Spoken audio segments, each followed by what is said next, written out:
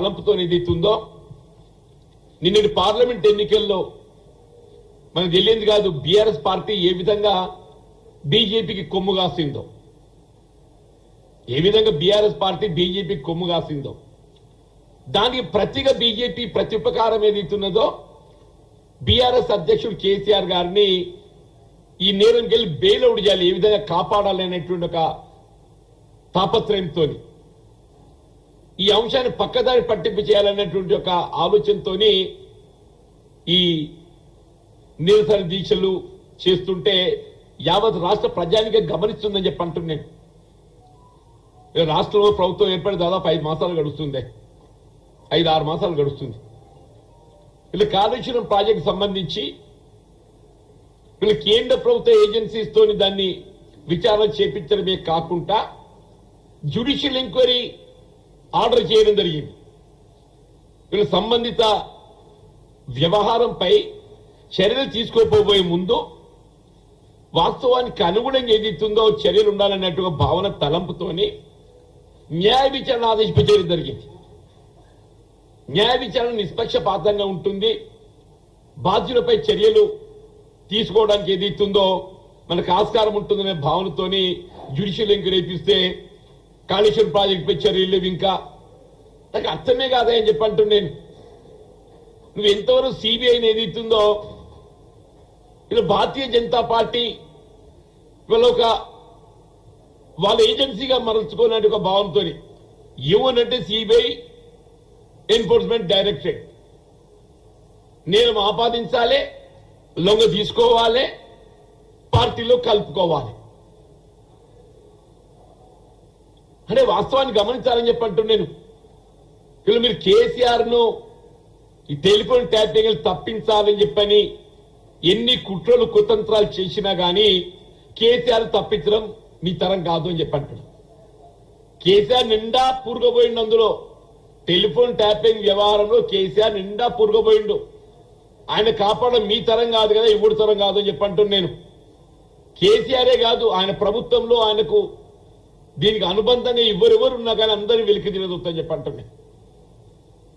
దయచేసి ఏదైతున్నదో మీరు బిఎల్ సంతోష్ 2 సంవత్సరాలు గడిచిందయా, 2 సంవత్సరాలకి ఏదైతుందో నువ్వు ఎప్పుడైతే కేసీఆర్ గారు బిఎల్ సంతోష్ కుట్రపూరితంగా నేరంలో ఇరికించాలని ప్రయత్నం చేసిందని చెప్పని మీరు భావిస్తున్నారో మరి ఎందుకు దాన్ని నిలువరింపజేయలేకపోయారు, ఎందుకు వాస్తవాలు వెలికి చేయలేకపోయారు అంటే మీ సమర్థత ఎంత కనబడుతుంది కదా. ఇవాళ ఏదైతున్నదో ఇవాళ భారతీయ జనతా పార్టీ కేంద్ర ప్రభుత్వ సమర్థత ఎంత అనేది కనబడుతుందని చెప్పి అంటున్నా. స్వయంగా మీ అధినాయకుడిని కేసులో ఇరికించే ప్రయత్నం చేయడం జరిగింది కుట్రపూరితంగా అని చెప్పని మీరు ఎప్పుడైతే భావిస్తున్నారో ఆ కుట్రలు ఛేదించి వాస్తవాలు వెలికి తీసే మరి ఇంతవరకు ఏదైతుందో మరి ఏ విధంగా ఫలితం కనపడతలేదని చెప్పి అంటున్నా.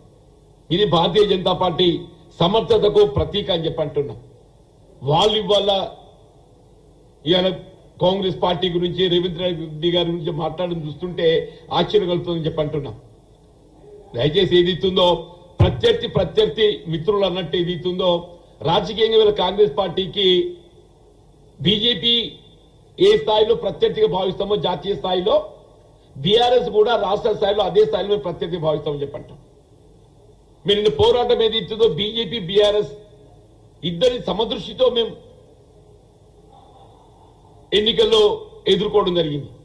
కానీ ఆ 2 రాజకీయ పార్టీల కుట్రపూరితంగా ఏదైతుందో కాంగ్రెస్ పార్టీని ఎదుర్కొనే శక్తి లేక బీఆర్ఎస్ ఎట్లా నిర్వీర్యం అయిపోతుంది రాష్ట్రంలో, బీఆర్ఎస్ ఎట్లా రాష్ట్రంలో నిర్వీర్యం కాబోతుంది. జాతీయ స్థాయిలో ఎన్నడైనా మీకు అండగా నిలబడతామనేటువంటి భావన తలంపునిచ్చి కేసీఆర్ లొంగ తీసుకొని బీఆర్ఎస్ ఏదైతుందో వీళ్ళు బీజేపీకి అనుబంధ సంస్థగా మార్చుకున్నది, బీఆర్ఎస్ ను బీజేపీకి అనుబంధ సంస్థగా మార్చుకున్నది. దాని ప్రతీక ఏదైతుందో వీళ్ళు టెలిఫోన్ ట్యాపింగ్ నుండి కేసీఆర్ ను రక్షించబడే విధంగా ఈ కొత్త డ్రామా తెరపైకి తీసుకొచ్చిందని చెప్పంటారు. మీరు ఎన్ని చేసినా గానీ ఈ టెలిఫోన్ ట్యాపింగ్ వ్యవహారంలో తప్పకుండా గత ప్రభుత్వ అధినేత కేసీఆర్ గారు ఫిక్సప్ కాకుండా ఉండడు. 100% ఆయనే గాని దానికి సంబంధించిన వ్యక్తులు ఎంత పెద్దవారైనా కానీ అందులో ఫిక్సప్ చేయడం దొరుకుతాయి. ఎందుకంటే because confusion statements have been already recorded. Confusion statements have been already recorded. కాబట్టి తప్పకుండా అది శిక్షించబడతారు. దయచేసి ఇప్పటికైనా బీజేపీ మీరు డ్రామాలు కట్టి పెట్టండి. ఇప్పటిగా మీరు డ్రామాలు కట్టి పెట్టండి అని చెప్పి అంటున్నా. యావత్ రాష్ట్ర ప్రజానికి గమనిస్తున్నారు. ఇవాళ వాస్తవాలు ఏంటంటే 4 ఉద్యోగులతో బయటకు వస్తుంది. ఏ పార్టీ ఏంటి అనేది 4 ఉద్యోగులతో బయటకు వస్తుంది. ఈ డ్రామాలు కట్టి పెట్టండి అని చెప్పని హెచ్చరిస్తున్నారు.